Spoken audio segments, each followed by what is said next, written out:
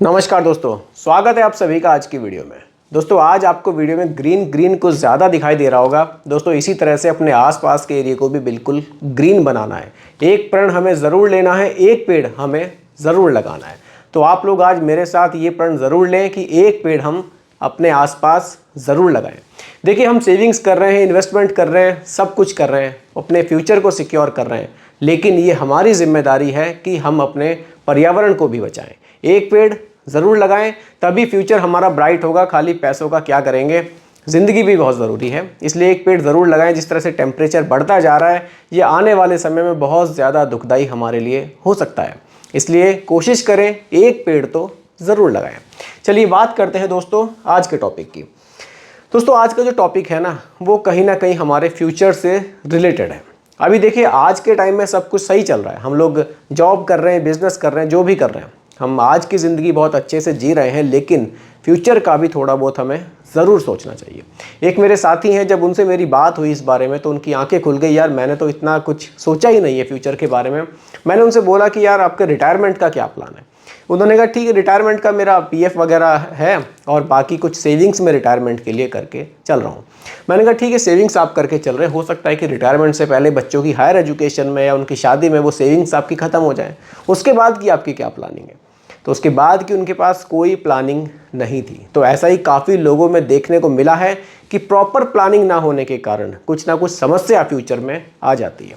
तो रिटायरमेंट को चिंता मुक्त बनाने के लिए कुछ ना कुछ अभी से हमें प्लान ज़रूर करना चाहिए। बहुत ज़्यादा बड़ी प्लानिंग की ज़रूरत नहीं है। जैसे कि मैं अपने मित्र की बात आपको बता रहा हूँ, उनकी जो प्लानिंग है, उनका रिटायरमेंट में अभी 22 ईयर्स बाकी हैं, 22 साल बाकी हैं रिटायरमेंट में।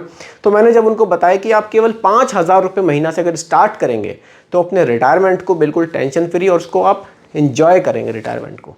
तो समझते हैं कैसे आप भी अपने रिटायरमेंट को बिल्कुल इन्जॉय वाला बना सकते हैं, कैसे आप अपने रिटायरमेंट को चिंता मुक्त बना सकते हैं। चलिए स्टार्ट करते हैं आज की वीडियो। टॉपिक है आज का, कैसे हम अपने रिटायरमेंट को सिक्योर कर सकते हैं। देखिए दोस्तों, वैसे तो म्यूचुअल फंड में आपको बहुत सारे प्लान्स देखने को मिलते हैं, large cap, mid cap, small cap, multi cap, flexi cap, बहुत सारे प्लान्स। लेकिन कुछ प्लान्स आपको स्पेशल रिटायरमेंट के लिए भी मिलते हैं और सॉल्यूशन प्लान्स भी आपको मिलते हैं।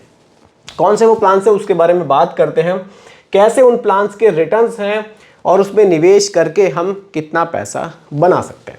चलिए आ जाते हैं, सीधा गूगल पर सर्च करते हैं। देखिए दोस्तों, ये कुछ रिटायरमेंट सॉल्यूशन प्लान्स मैं आप लोगों के लिए लेकर आया हूँ। देखिए, रिटायरमेंट फंड के नाम से ही ये प्लान आते हैं, आप देख सकते हैं।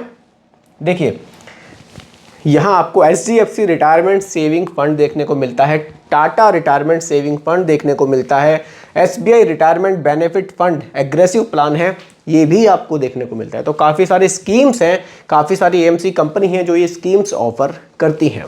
अब देखिए ये फंड काम कैसे करते हैं। सबसे पहले तो आपको इस फंड के बारे में एक चीज़ ज़रूर समझनी है कि इस फंड में लॉक इन पीरियड आता है। ऐसा नहीं है कि आपने इस प्लान में निवेश किया और बहुत जल्दी वहाँ से पैसा आपने रिडीम कर लिया। 5 साल का मिनिमम लॉक इन इस प्लान में आपको देखने को मिलेगा, क्योंकि ये सॉल्यूशन प्लान्स हैं। लेकिन इसमें एक कंडीशन और भी है कि जब आपकी एज 60 की हो जाएगी तब आप तुरंत ही इस पैसे को विड्रॉल कर सकते हैं। तब किसी तरह का कोई एग्जिट लोड आपको नहीं देना होगा। 5 साल का लॉक इन है या फिर 60 की एज में आप इस पैसे को ईजिली विड्रॉल कर पाएंगे। लेकिन इस पैसे को विड्रॉल करने से बढ़िया है कि इस पैसे का यूज़ किया जाए और अपने जो रिटायरमेंट के आगे के खर्चे हैं उनको आप सिक्योर करें। किस तरह से, वो हम लोग समझेंगे। रिटर्न्स आपने देखे 19% से भी ज़्यादा के रिटर्न्स हैं। बात मैं कर रहा हूँ SBI रिटायरमेंट बेनिफिट फंड के बारे में। थोड़ा सा डिटेल समझ लेते हैं इस फंड की, कैसा ये फंड है, फिर बाकी समझेंगे कि ये प्लान हमारे लिए बेनिफिट वाला रहने वाला है या फिर नहीं। चलिए ओपन करते हैं, थोड़ा सा इस प्लान के बारे में समझते हैं। देखिए दोस्तों, रिटायरमेंट सॉल्यूशन जो प्लान्स होते हैं ये अपने पैसे को large cap, mid cap, small cap तीनों कैटेगरी में निवेश करते हैं। लेकिन यहाँ फंड मैनेजर अपने हिसाब से थोड़ा एलोकेशन घटा बढ़ा सकते हैं। एडजस्टमेंट यहाँ फंड मैनेजर के हाथ में ही होता है।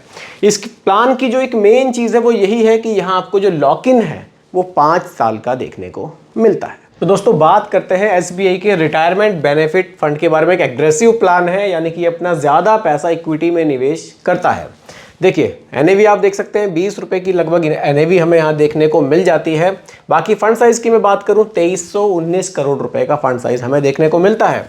बाकी अगर आप थोड़ा सा इसमें होल्डिंग्स वगैरह इस फंड की देखना चाहें तो वो भी आप देख सकते हैं, रिटर्न्स भी आप देख सकते हैं। देखिए रिटर्न्स की अगर मैं पहले बात करूं, लास्ट के 3 ईयर्स में इस फंड ने जो रिटर्न्स जनरेट किए हैं वो लगभग 22% के रिटर्न्स जनरेट किए हैं। तो रिटर्न्स काफ़ी ज़बरदस्त हमें देखने को मिल जाते हैं। बाकी अगर आप होल्डिंग्स देखें, देखिए इक्विटी में 93.85% पैसा निवेश किया गया है। अगर आप यहाँ होल्डिंग्स देखें, HDFC bank, ICICI bank, Maruti Suzuki India limited, Infosys limited, SBI, Reliance industries, L&T, UltraTech cement, axis bank जैसे कंपनीज के स्टॉक्स में यहाँ पैसे को निवेश ज़्यादा किया गया है। यानी कि लार्ज कैप में लोकेशन इनका काफ़ी बढ़िया हमें देखने को मिल जाता है। बाकी आप देख सकते हैं लार्ज कैप में इन्वेस्टमेंट 46.61% है, मिड कैप में 14.54% और स्मॉल कैप में 14.73% पैसे को निवेश किया गया है। जैसा कि मैंने आपको बताया था कि लार्ज कैप पे यहाँ ज़्यादा फोकस रखा जाता है, यहाँ रिस्क को थोड़ा सा कम करने की कोशिश फंड मैनेजर द्वारा की जाती है। तो लार्ज कैप में होल्डिंग्स यहाँ सबसे ज़्यादा हमें देखने को मिलती है। तो जैसे कि आपने रिटर्न्स देखे फंड के, तो रिटर्न्स काफ़ी ज़बरदस्त हमें देखने को मिले हैं। 20% से भी ज़्यादा के रिटर्न्स, 22% के आसपास के रिटर्न्स ये फंड जनरेट कर रहा है। तो अगर इस फंड में हम अभी से एक SIP अपनी स्टार्ट कर देते हैं, चलिए सीधा SIP कैलकुलेटर पर आ जाते हैं। देखिए जैसा कि मैंने आपको बताया था कि 20-22 साल के लिए अगर आप छोटा सा निवेश भी करते हैं, कितना निवेश, सिर्फ 5,000 रुपये महीने की निवेश की बात यहाँ करके चलेंगे। देखिए मंथली इन्वेस्टमेंट हमारा हो जाएगा 5,000 रुपीज़ का मंथली इन्वेस्टमेंट हो जाएगा। रिटर्न्स, एक्सपेक्टेड रिटर्न्स 15% के हम रख लेते हैं। वैसे रिटर्न्स हमें 22% से भी ज़्यादा ये फंड पिछले 3 साल में बनाकर दे रहा है, लेकिन फ्यूचर में रिटर्न्स कम या ज़्यादा हो सकते हैं, इसीलिए हम पहले ही रिटर्न्स 15% के केवल यहाँ लेकर चलेंगे। जस्ट एग्जांपल के लिए रिटर्न्स कम ज़्यादा हो सकते हैं क्योंकि पैसा स्टॉक मार्केट में जाता है और यहाँ काफ़ी फ्लक्चुएशन हमें देखने को मिलता है। ड्यूरेशन की बात करें, 22 साल की ड्यूरेशन मैंने आपको बताई थी, यहाँ पर कैलकुलेट करते हैं। देखिए दोस्तों 22 साल बाद हमारे पास 5,000 रुपये महीने का जो निवेश है, हमारा टोटल इन्वेस्टमेंट हो जाएगा यहाँ 13,20,000 का, और जो वैल्यू है लगभग 1 करोड़ रुपए की यहाँ बन सकती है। अब इस 1 करोड़ रुपए को रिटायरमेंट के बाद हम कैसे यूज़ कर सकते हैं, कैसे इससे हम पेंशन अपनी बना सकते हैं, उसके बारे में बात करते हैं।